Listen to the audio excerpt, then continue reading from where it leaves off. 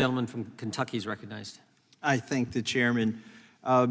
You know, my constituents aren't contacting me worried about mergers between tech companies or that sort of thing, but one of the things I've been contacted about multiple times is the small independent grocers feel like their monopolistic practices being used against them. And Mr. Correa and I sent a bipartisan letter to you asking for an update because in November 29th, 2021, this is 17 months ago, the FTC ordered 9 large retailers, wholesalers, and consumer goods suppliers to provide detailed information to help you study the causes behind ongoing supply chain disruptions.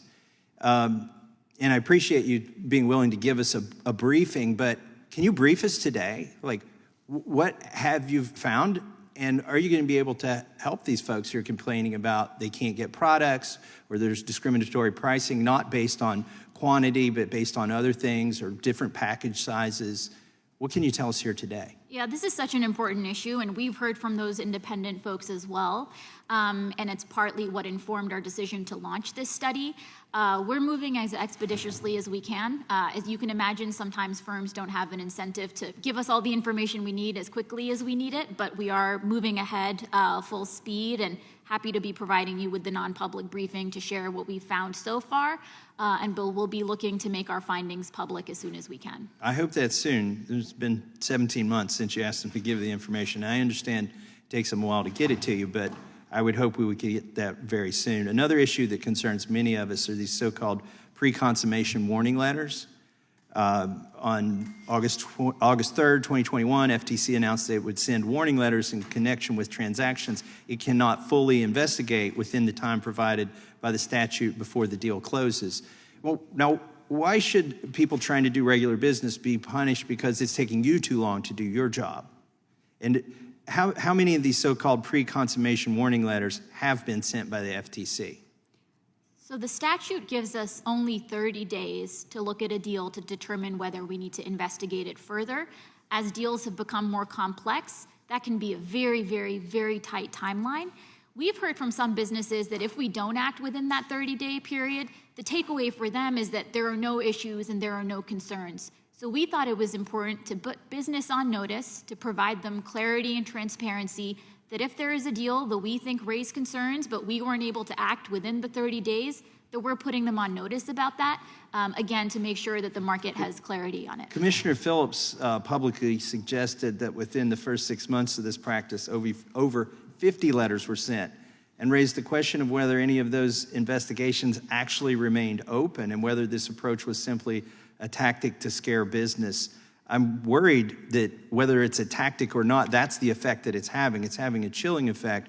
And then when you issue one of these letters and then you never tell them whether the case is closed or not, kind of without doing anything, you've stopped transactions that would be helpful to Americans.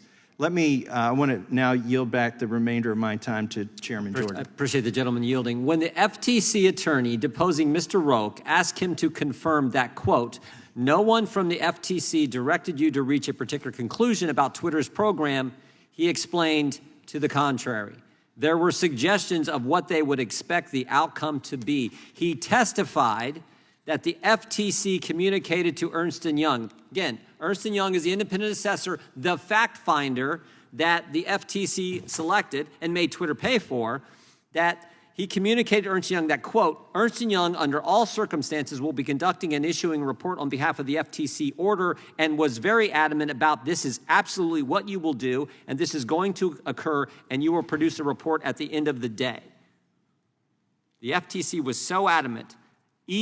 Ernst & Young leaders feared that the FTC would take exception if they chose to withdraw from the case. So on the one hand, you're harassing Twitter, and then you're saying the guy we've selected, the entity we've selected, Ernst & Young, the accountant we've selected to be the fact finder, you better find what we want, and if you try to get out of it, we're going to retaliate against you. That is frightening. I mean, we talk about the weaponization of government, this from the same agency that said, tell us all the journalists you're talking to. That's what we're concerned about, Ms. Khan. That's what has to change. You can comment if you want, but I'm reading from the motion filed today in court. And it's amazing to me, you don't even know this guy. You don't even know who this person is, and you're Your lawyers deposed him. He's the guy that you set up as the fact finder, and you didn't know who he was. Did you sign off on any of those 12 letters sent to Twitter in that 10-week time frame?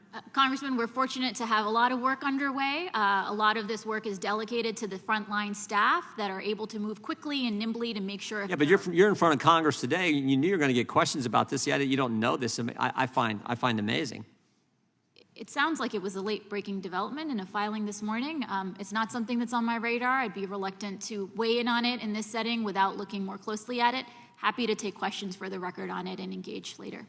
Not on your radar that you told, based on the testimony of this guy, that he felt there would be retaliation if Ernst & Young tried to get out of the agreement. Wow. I yield back. Wow. Gentleman yields back. Now recognize